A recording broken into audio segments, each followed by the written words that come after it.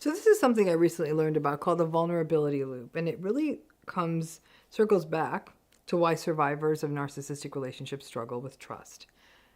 When you vulnerably ask a narcissistic person for help, or it's clear that you needed help because you were struggling, what happened in your narcissistic relationship? We can turn this into a multiple choice question. Because what happened is that they either A, helped you, B, looked at you as you struggled and walked away, C, told you that you were dumb if you couldn't do it, D, helped you and told you that you were incompetent or foolish or otherwise lacking because you couldn't do it yourself. Well, we know answer A is not the right answer, but answers B, C, and D are all equally likely. So this is a problem, and it may speak to the larger issue of people in narcissistic relationships struggling with trust, something that comes up all the time for survivors of narcissistic relationships. I was reading my friend John Levy's book recently, and he talked about the research of someone named Jeffrey Polzer, who talks about something called the vulnerability loop, which sort of goes like this. First, you show some kind of vulnerability and either ask for help or someone watching you can see that you could use some help. Then the other person acknowledges your ask, and in the best version of this process, that other person responds to that vulnerability you showed and they help you. In another version of this, they look at you and do nothing or reject your vulnerable need for help. If they do the first thing, they acknowledge and offer to help you, that establishes trust. If they reject the ask or your show of vulnerability, you will become less likely to show that vulnerability or ask for help in the future. The loop gets closed when our vulnerable show or ask for help is met by the other person. Not only are we more likely to ask for help in the future when this happens, we are also drawn closer to the helper. What is challenging is that in this model, the ask for help comes before the trust, meaning that the trust gets established by that other person acknowledging your vulnerable ask for help. And Polzer goes on to say that in order to grow and even establish a meaningful and close relationship, we have to be willing to signal that kind of vulnerability, that ask, that show, that need for help. Well, that's going to be tough, if not impossible, for survivors of narcissistic relationships. These authors suggest that if you don't signal vulnerability and make your need for help known, and instead attempt to be perfectionistic, you will become isolated from other people and keep people at a distance because it requires the willingness to signal vulnerability to get close. And that means that survivors of narcissistic relationships are kind of stuck. Some of this comes down to when the narcissistic cycles began in your life. But let's just, for the sake of argument, start with adulthood. You meet someone, and you have that moment, which happens in all lives, that you're not able to do something or you're struggling, and you let that be known. Can you help me? And the narcissistic person either doesn't respond or responds in a manner that is shaming. This vulnerability loop then was not closed.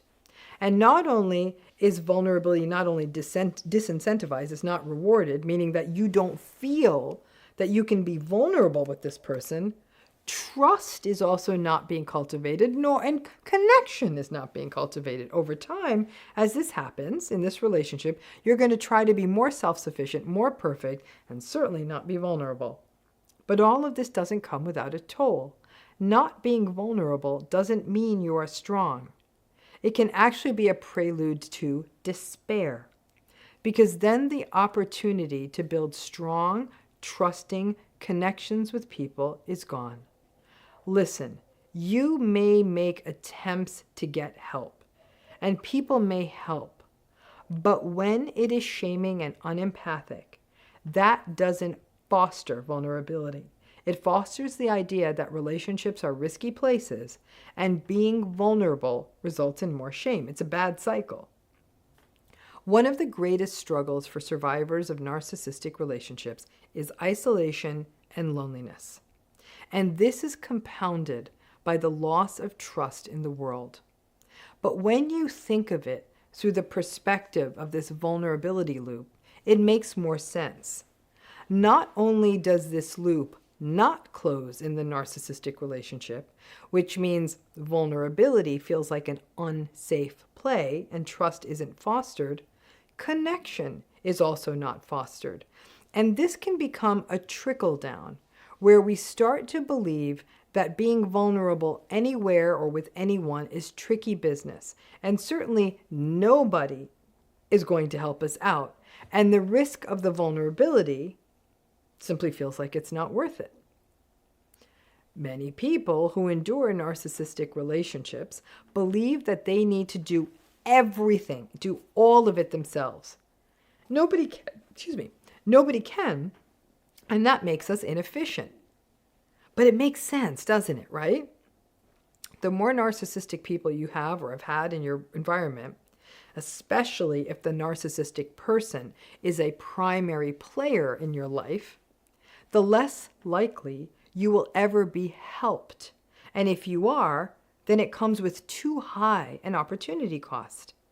I recently witnessed this dynamic, a person who was genuinely vulnerable for medical reasons and a narcissistic person. It was unmistakable how vulnerable the vulnerable person was. And the narcissistic person had sort of an eye-rolling stance towards the vulnerable person. The vulnerable person was so bad at asking for help to their own detriment, but really, why would they? And they still doubted themselves.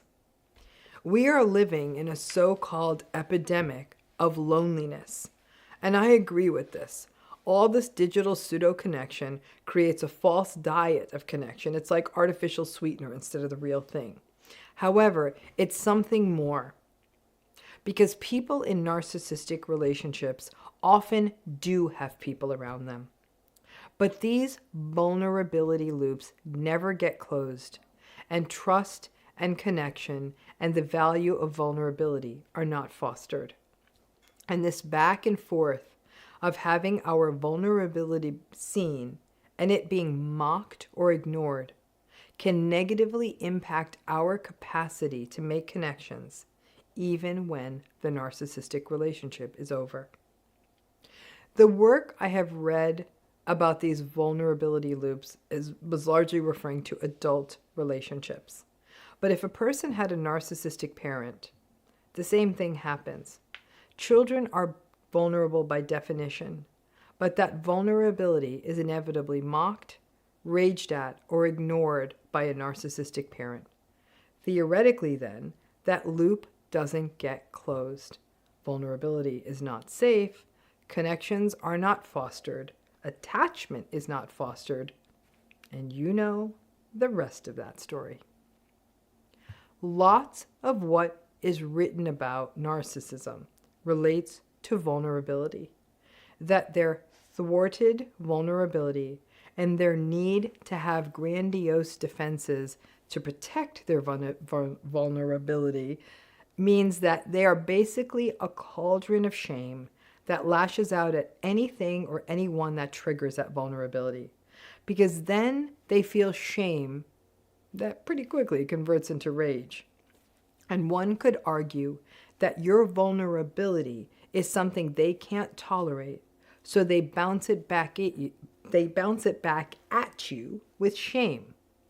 Vulnerability is dangerous territory in a narcissistic relationship on both sides. But the lack of these closed loops can make healing difficult. So taking Levy and Poulter's hypothesis further, we have to find places to close these loops. These would be people who actually do see our vulnerability and help, because Lord knows most survivors do not feel safe asking for that help. But the idea that someone could see that we are struggling and face us and assist us with warmth and kindness can be a revelation for a person who has been through a narcissistic relationship. And when that happens, and especially if it happens more than once, that loop gets closed. Now, this is going to take longer with a survivor of narcissistic relationships, because if you still have contact with a narcissistic person, you still get the message that vulnerability is dangerous. But it can happen, and discernment means that we learn who we can be vulnerable with and with whom it's not possible. It's a tougher way to live, but it is possible. The hard thing is that when folks write about the vulnerability loop, they are often extolling its virtues. I have to say, when I read it, I felt some grief. And I could hear the voices of survivors who feel that there is nowhere to turn for help, that asking for help is riskier than doing it yourself, that trust is hard to come by or will be betrayed, and that vulnerability is akin to masochism. Healing is pushing back on all of that so you can get the support you need, be validated, and come back into yourself. But it takes time, and most of us who are survivors have a lot of unclosed vulnerability loops, as well as the exhaustion of doing it all ourselves to contend with. Thanks again.